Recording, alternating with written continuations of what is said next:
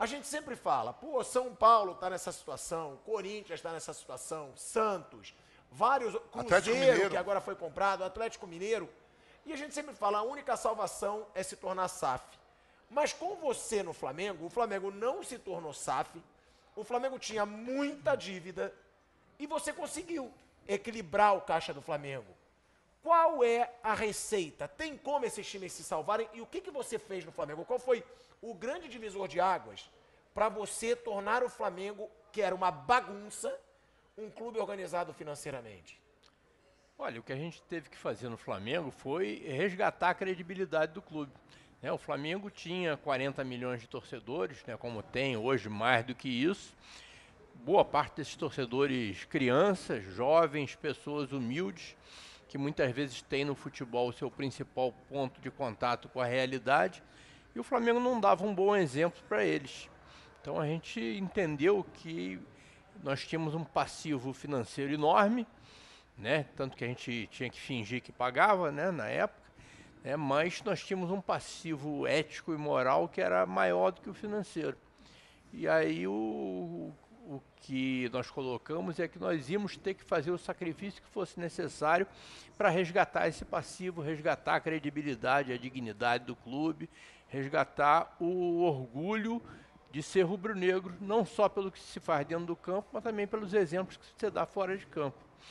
E aí você fazendo isso, e tendo 40 milhões de torcedores, que 40 milhões de torcedores são 40 milhões de consumidores de qualquer produto que se associe à marca Flamengo. Então você, com uma torcida do tamanho da do Flamengo, você consegue mais dinheiro nos contratos de transmissão de televisão, você consegue melhores patrocínios na camisa, licenciamento, bilheteria. É só questão de você trabalhar com competência, com capacidade gerencial, com transparência e com vergonha na cara. Tudo bem, mas qual foi a sua principal medida? Tipo assim, enxugar o elenco? Qual foi a sua principal atitude ali? Foi tirar os jogadores mais caros? Foi diminuir salário? Foi parar de contratar quem não podia contratar? Porque a gente fala hoje, a gente fala do Corinthians, a gente fala do São Paulo, e sempre quando a gente pergunta, dizem, não tem salvação. A única salvação é SAF. E eu sempre digo, por que Flamengo e Palmeiras então se organizaram? Não. Sem se tornar SAF. Eu queria saber, objetivamente, o que você fez que a gente comenta pouco, mas que você falou, aqui a gente vai equilibrar o caixa do Flamengo. Não, tem salvação. Num primeiro momento, quando você vê aquela encrenca toda armada, você tem que tomar medidas drásticas, urgentes e muitas vezes antipáticas. Eu lembro quando eu cheguei no Flamengo, o nosso principal jogador do elenco era o Wagner Love, que está inclusive agora, já tá fazendo sucesso aí, tá já em final de carreira, mas tá fazendo gol todo jogo. E o Wagner Love era o nosso principal jogador, era o jogador que custava mais caro. Ele custava para nós já naquela época, em 2013, entre luvas, e salários, mais de R$1 milhão por mês. E nós ainda estávamos devendo 6 milhões de euros para o CSKA. O Flamengo tinha trazido ele por 10 milhões, tinha pago 4 e ainda estava devendo 6. E nós não tínhamos como sustentar aquela situação, apesar de Wagner Love era meu ídolo, o ídolo dos meus filhos, Então, com 2, 3 semanas da nossa administração, nós chegamos a um acordo lá com o Wagner Love, com o empresário dele, com os russos, Ele foi muito compreensivo e, infelizmente, nós vamos ter que abrir mão do nosso principal jogador, E assim, tivemos que abrir mão dos principais atletas do esporte olímpico do Flamengo, tivemos que interditar a piscina olímpica do Flamengo, que estava rachada e consumindo uma conta de água enorme. A gente brincava dizendo que o nosso segundo jogador mais caro era a conta de água da SEDAI. Primeiro era o Wagner Love, depois a conta da SEDAI. Nós tivemos que tomar um monte de medidas antipáticas, mas necessárias naquele momento, para poder correr atrás das certidões negativas, para poder fazer acordo com a Procuradoria da Fazenda Nacional, que as nossas receitas estavam todas penhoradas também. Então o início foi um início muito difícil, mas você tinha que cortar na carne, não tinha outro jeito. Mas isso daí foi avisado desde o início, No meu discurso de posse eu falei isso que eu falei aqui, Nós Vamos fazer o sacrifício que for necessário para resgatar esse passivo, para voltar a ser um clube cidadão, um clube que dê orgulho aos seus mais de 40 milhões de torcedores. Mas é claro que no início é muito difícil. Qual era a dívida que o Flamengo tinha? Quando você chegou? Quando eu cheguei, a gente não sabia qual era a dívida, porque a contabilidade do Flamengo era uma bagunça tão grande que ninguém sabia qual era a dívida do Flamengo. Nós tivemos que contratar uma empresa de auditoria, uma das top 4 do mundo, né, a Ernst Young, né, a EY, para fazer uma auditoria só da nossa dívida. E nós chegamos à conclusão na época que a nossa dívida era de 750 milhões de reais. Hoje a gente sabe que era mais do que isso, porque à medida que o tempo vai passando, vão surgindo aquelas surpresas indesejáveis, né, que a gente chama de esqueletos no armário. Então a gente sabe que hoje a dívida do Flamengo na época era em torno de 800 milhões de reais. E o Flamengo faturava por ano 200 e pouquinho, 220 milhões de reais. Ou seja, nós tínhamos uma dívida, né, o estoque da dívida do Flamengo era 4 vezes o nosso faturamento anual. Quando eu saí do Flamengo 6 anos depois, a dívida tinha reduzido a menos da metade e o faturamento multiplicou por 4. É milagre? Não. Né? É competência, é transparência, é vergonha na cara, é saber aproveitar o ativo que você tem, que são os 40 milhões de torcedores. E hoje, quando o senhor vê o Flamengo, né, sempre fechando o balanço, né, a última temporada foi 1,5 bilhão, né? 1,5 bilhão o faturamento. O faturamento do Flamengo. Te dá um orgulho, não, presidente? A tendência é aumentar. Não só isso, só 1,5 bilhão, mas os títulos vindo, porque quando o senhor multiplica por 3 aí o faturamento... Ele multiplicou por 4. Por 4. Sinônimo que tem jogadores melhores para vir, vai vir títulos, tem dinheiro para contratar, que nem está contratando agora. Quando você começa a fazer o dever de casa, né, e aí vai reduzindo a despesa e cortando supérfluo e vai aproveitando as suas potencialidades, aí você começa a fazer um contrato melhor com a televisão, você se conseguir, na época nós lutamos para conseguir as certidões negativas, para poder assinar aquele contrato de patrocínio com a Caixa Econômica, né, e a Caixa Econômica, como uma empresa estatal, ela só pode assinar contrato de patrocínio com quem tem certidão negativa. Então o Flamengo conseguiu a certidão negativa e aí assinamos o contrato de patrocínio com a Caixa. E aí começamos e fechamos também contrato de patrocínio com os outros espaços da camisa. Começamos a trabalhar sério a questão do licenciamento de produtos. Antigamente você via vários produtos sendo vendidos na rua, no comércio, usando a marca Flamengo, e o Flamengo não recebia nenhum tostão daquilo.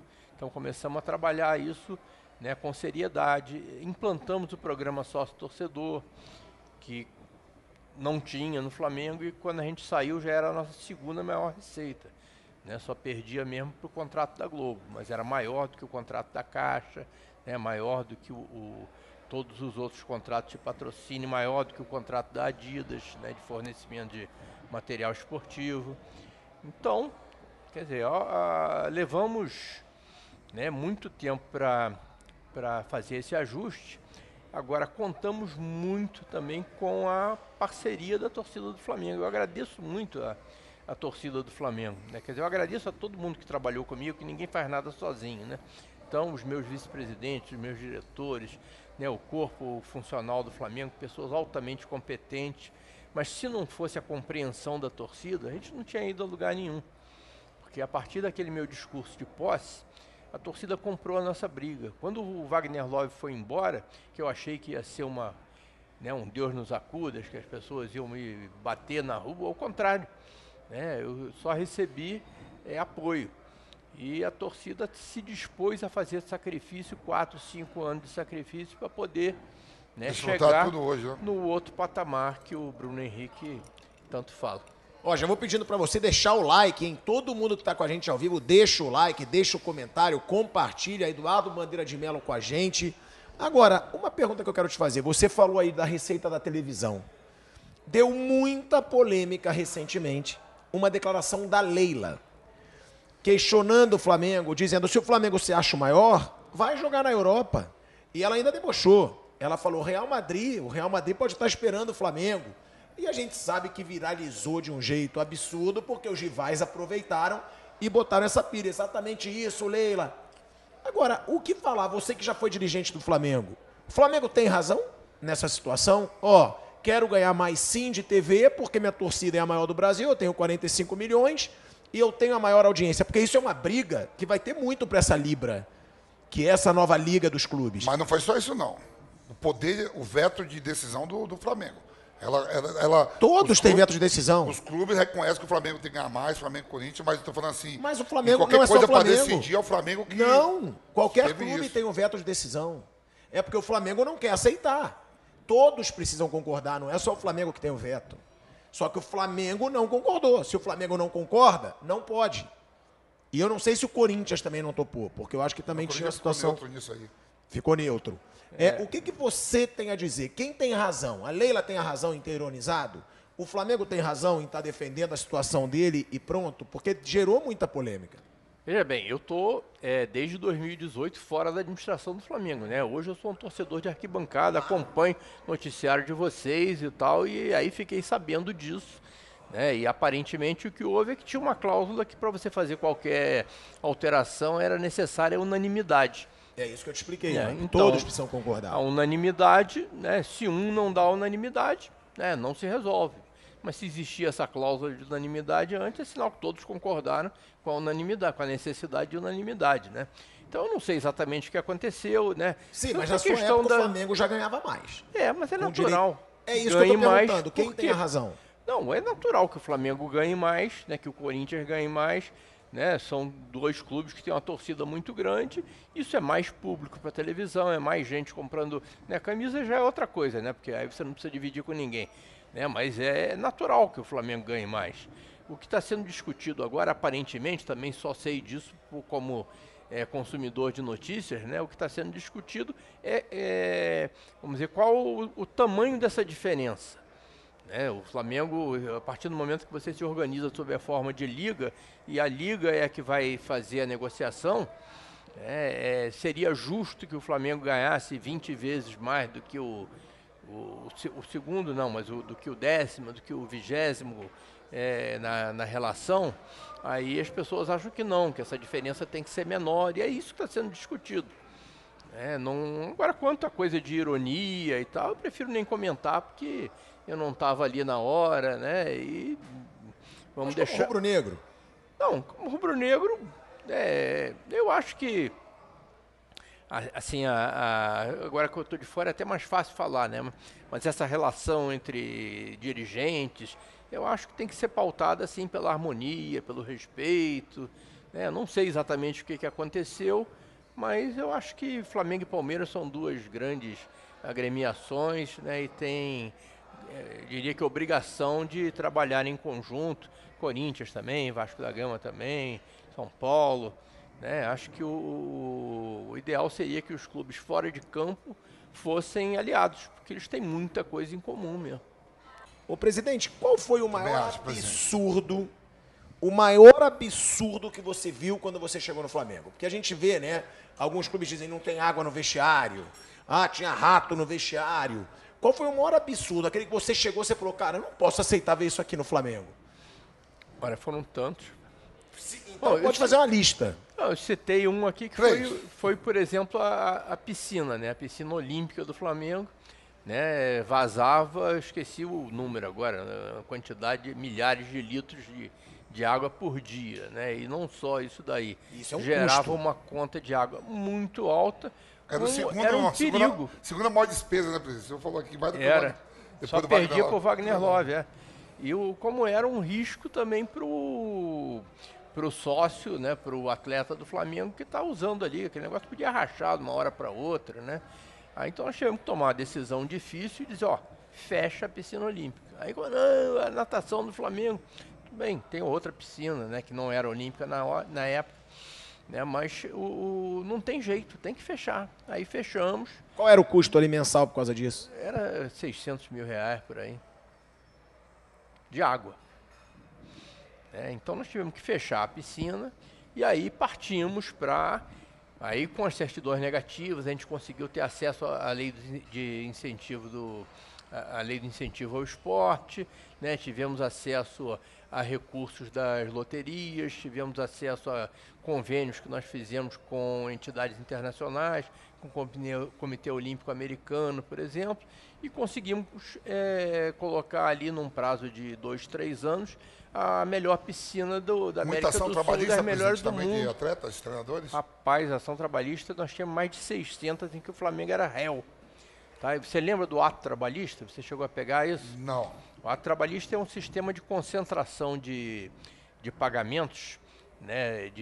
Quando o clube é condenado numa ação, você tem que pagar, e se você tivesse que pagar tudo de uma vez só, você quebra o clube, você não tem como pagar. É mais do que você arrecada. Então a Justiça do Trabalho, para ajudar os clubes, permitiu que fizesse um pacote só e partisse para todo. É isso? Pois é, que a própria Justiça do Trabalho, o Tribunal do Uniu Trabalho, tudo em uma coisa ia só. administrar a fila de credores A trabalhistas do Portuguesa Flamengo. fez isso aqui, Então, eu peguei isso. Então, o que acontecia é que o clube descontava, ele recolhia, era obrigado a recolher por mês o 10% do seu faturamento total. Né? Então, o clube via quanto é que ele faturou, 10% ele colocava lá para o Tribunal do Trabalho. Né? Aí o tribunal administrava a fila. Né? Então, né, deve tanto ao Vampeta e tal coisa, ele está lá na fila e tal coisa, paga, leva um tempo para pagar, e aí só que essa fila só crescia. Por quê? Porque que o Flamengo fazia nessa época aí dado que você tem que pagar só 10% do faturamento, então já que é 10% do faturamento, eu pago 10% do faturamento e não estou nem aí para pagar a verba rescisória. Se eu tiver que mandar alguém embora, se eu tiver que descumprir um contrato com um atleta, isso vai gerar uma ação trabalhista, eu não quero saber, só vou pagar meus 10%. Foi empurrando para as outras gestões. Vai empurrando e a dívida crescendo. Quando a gente chegou lá, tinha mais de 600 ações trabalhistas em que o Flamengo já era réu. Né? E aí o que a gente fez? Vamos organizar isso daqui. Então, a partir de agora, o Flamengo, toda vez que rescindir um contrato, nós vamos pagar as verbas rescisórias direitinho. Nós vamos pegar os principais credores trabalhistas, vamos chamar para fazer acordo. Você lembra que quando a gente chegou lá, tinha a dívida do Ronaldinho, a dívida do Joel Santana, a dívida do Petkovic, a dívida do Romário. Todo mundo era credor do Flamengo, essa dívida só aumentava.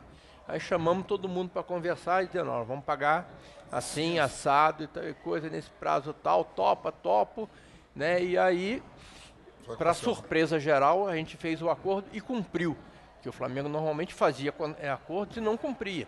Então nós cumprimos o acordo e aí fomos diminuindo isso, pagamos a todo mundo, não tem esses credores todos famosos e tal, num prazo assim de 2, 3 anos já estava tudo quitado. Aí e a dívida dos credores trabalhistas começou a diminuir e a fila, em vez de aumentar, foi diminuindo.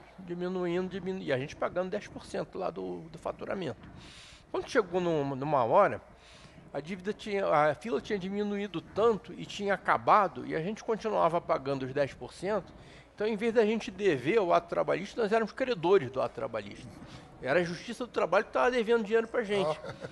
Aí o ministro Caputo Bastos, né, lá do TST de Brasília, resolveu fazer uma solenidade, né, em que ia até para servir de exemplo para os outros clubes, né, demonstrar que o Flamengo, através do ato trabalhista, conseguiu zerar a sua dívida trabalhista. Aí nós fomos lá, né? Foi assim, um dia super emocionante para mim, inclusive, né? Porque foi uma vitória de todos nós, vitória do Flamengo fora do campo. Aí eu tive que fazer um discurso, eu falar, agradeci à Justiça do Trabalho por ter proporcionado esse mecanismo, né, que permitiu ao Flamengo sobreviver desde 2003. E aí, olha, muito obrigado, foi ótimo, mas agora eu quero meu dinheirinho de volta, porque agora não vocês que devem pra gente.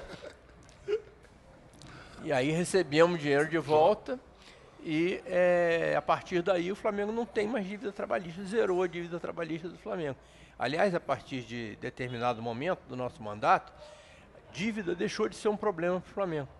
Que com a aprovação do Profut, que me deu muito trabalho, né, ia a Brasília toda semana e tal, com a aprovação do Profut, a nossa dívida tributária, que era parte do leão da nossa dívida, foi alongada em 20 anos.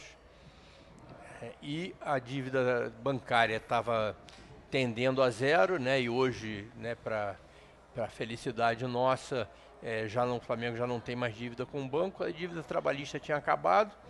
Fato é que aquela dívida do Flamengo, que ninguém sabia quanto era, que era enorme, que era motivo de Piada. e de discussão. Toda vez que tinha uma eleição no Flamengo, os candidatos ficavam discutindo como é que eu vou pagar a dívida. Jogador não queria mais jogar no Flamengo. Não porque achava que não ia receber. Então, a partir de determinado momento, você nunca mais ouviu falar, né, na dívida do Flamengo. Né? Você já teve eleição no Flamengo em 2015, 2018, 2021. Você ouviu falar de dívida do Flamengo na eleição, no debate e tal? Não, porque deixou de ser um problema. E no futebol, qual a maior vergonha que você viu ali?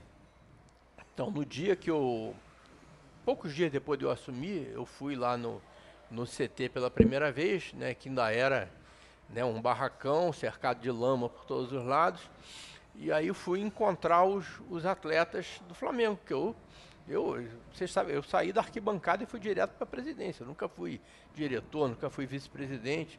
Então, eu de torcedor virei presidente de uma hora para outra. Então, aqueles jogadores que estavam lá, né, eram os meus ídolos, né? Eu ia para o Maracanã gritar o nome deles, né? Felipe, Léo Moura. Tava lá, Ibson, Wagner Love, aquela turma toda que eu não conhecia pessoalmente. Aí eu fui lá me apresentar a eles. Só que aqueles meus ídolos que estavam lá, a gente estava devendo 3, 4 meses de salário para eles. Aí eu falei para eles, gente, eu estou aqui morrendo de vergonha, né? Porque eu estou assumindo a presidência do Flamengo, estou vindo aqui falar com vocês e nós estamos devendo 4 meses de salário para vocês. Isso é uma vergonha. Ainda falei assim, eu estou saindo de uma empresa, tinha me aposentado, né, no BNDES, eu trabalhei mais de 30 anos lá. E o BNDES nunca atrasou meu salário nem 10 minutos, quanto mais 4 meses. Né? Então eu falei, isso daí não vai acontecer mais, nós vamos fazer o sacrifício, a gente vai se virar aqui, mas vocês podem ter certeza que isso não vai mais acontecer. Né? O Flamengo, quando pagava, na época do Vampeta, por exemplo, né, nós estamos, né, no mês de maio, e então dava manchete nos jornais esportivos. Flamengo paga fevereiro ou janeiro. Só que nós estamos em maio, né? O Flamengo pagou, isso era notícia. Toda vez que o Flamengo pagava uma folha de pagamento, era notícia. Isso não pode ser notícia, gente. O Flamengo, um clube pagar, uma empresa pagar a sua folha de pagamento, isso é obrigação. Tem que ter uma vez por mês e tal. E eu falei para eles, isso vai deixar de ser notícia. Né? O Flamengo vai pagar e ninguém vai saber, porque ele vai pagar no dia certinho, no 5º dia útil do mês seguinte. E assim aconteceu. Né? No primeiro ano do nosso mandato, a gente já estava em dia com o pagamento dos salários. Você tirou os atrasos também, você pagou tudo. Tudo, pagamos tudo. Então, agora, foi um sufoco, então, porque a gente passou o diabo para fazer isso. Essas duas perguntas, eu vou fazer a primeira e depois eu vou fazer a outra. O senhor fala, a gente vê muitas diretorias. Hoje, no Clube de Futebol, por exemplo, a gente pega o Palmeiras, que é um exemplo também de gestão. Já vendeu uma caminhada com o Paulo Nobre, que vem com o Gagliotti, que eles já era um grupo ali. Que tem Paulo o próprio Nobre foi o cara. Assim como é o Eduardo Bandeira de Mello no Flamengo, foi o Paulo Nobre no Palmeiras. Mas todo mundo já vem ali sendo diretor de futebol, alguma coisa já era do clube. O Gagliotti, ele era diretor do Paulo Nobre. Né? O Corinthians não muda o rodízio, está sempre ali, André, Roberto de Andrade, do Willian, está ali. O senhor fala que o senhor veio da arquibancada. Quem foi o gênio que deu a ideia de o senhor ser candidato a presidente? Já que o senhor nunca foi diretor de futebol, né? O senhor falou que eu venho da arquibancada direto para assumir a presidência de um gigante. Como você fala. Não, e aí, quem foi assim, esse grupo que deu essa ideia, achou que ia ganhar a eleição, concorreu contra quem mesmo? Foi contra a Patrícia? Contra a Patrícia. E qual era o seu cargo no BNDES? Eu passei mais de 30 anos lá, então tive vários cargos. Eu entrei para o concurso público em 1977, né, e rodei todas as áreas do banco. Quando você já saiu para o Flamengo? Eu tinha sido responsável pelo departamento de meio ambiente do banco, departamento de energia, né, apoio a municípios, né, energia. Eu nunca fui presidente nem diretor do banco, mas tive uma carreira ali dentro que só me deu orgulho. Né, E no BNDES, como você analisa as empresas dos outros, eu passei lá 30 anos, né, analisando né, o que acontecia nas empresas dos outros. Né? E Isso quem dá uma teve essa ideia experiência muito brilhante? grande. Na realidade foi meio por acaso, né? Porque a eleição de 2012, a Patrícia era candidata à reeleição e estava se formando uma chapa, né, formada por executivos, empresários, rubro-negros, que estavam insatisfeitos com aquela situação e queriam apresentar alguma coisa nova em termos de administração.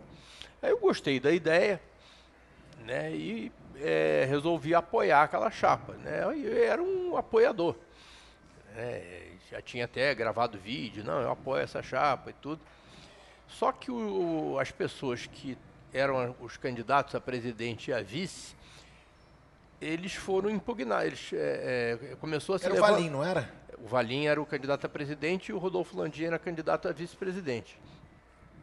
Aí, quando já tinham começado a campanha, aí começou a se levantar, não, mas vem cá, esses caras aqui não podem ser candidatos a presidente, porque você precisa ter 5 anos de vida associativa ininterrupta. Né? E e eles não tinham, tinha até uma certa uma interpretação de que talvez pudessem ter, né? Mas começou a se levantar que eles não tinham, eles poderiam ter a candidatura impugnada. Aí eles começaram a pensar assim, não, precisamos de um plano B. Né? Se a gente for impugnado, precisa de alguém para assumir a candidatura. Aí começaram a olhar lá entre eles, lá, quem é que tem 5 anos? Você tem? Não. Nem sócio eu sou, entrei agora. Caiu no seu colo. Aí um colega meu do BNDES, né, que estava apoiando a chapa também, que também não tinha os 5 anos e tal, mas ele falou, eu conheço um colega meu lá do banco, que vai se aposentar daqui a pouco, não, é que ele não tem 5, não, ele tem mais de 30 anos de vida associativa ininterrupta, é Flamengo doente, é torcedor de arquibancada, vai a todos os jogos, comprou o título de sócio proprietário para todos os filhos, né? E já é executivo do BNDES e tudo. Aí vamos perguntar lá se ele topa ser o plano B. Né? O Valim, que era o candidato a presidente, inclusive, ele tinha sido do BNDES também, já tinha saído há algum tempo. Ele me conhecia de lá, mas nós nunca trabalhamos juntos. Mas quando o Rafael Strauch soprou o meu nome, eles resolveram conversar comigo.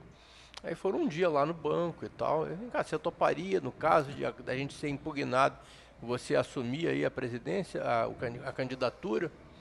Falei, topo. Né, eu ia me aposentar e tal. E o Flamengo, gente, é a minha coisa mais importante da minha vida, depois da minha família. Né? Então, claro, se eu puder ajudar, claro que eu topo. Eu iria ajudar de outra maneira também, se precisassem.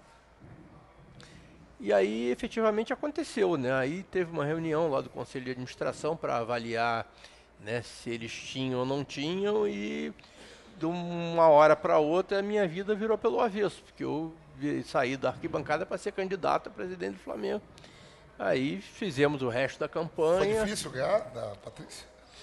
Não, quer dizer, não foi muito difícil, porque tinha uma mobilização muito grande dos rubro-negros, da torcida, né, para tentar mudar Era aquele aquilo ali. grupo de executivos, né? A gente precisa Pois tornar é. o Flamengo uma cara mais de empresa. Tinha Isso, muito tinha um apelo muito bom, muito bem feito, né? E aí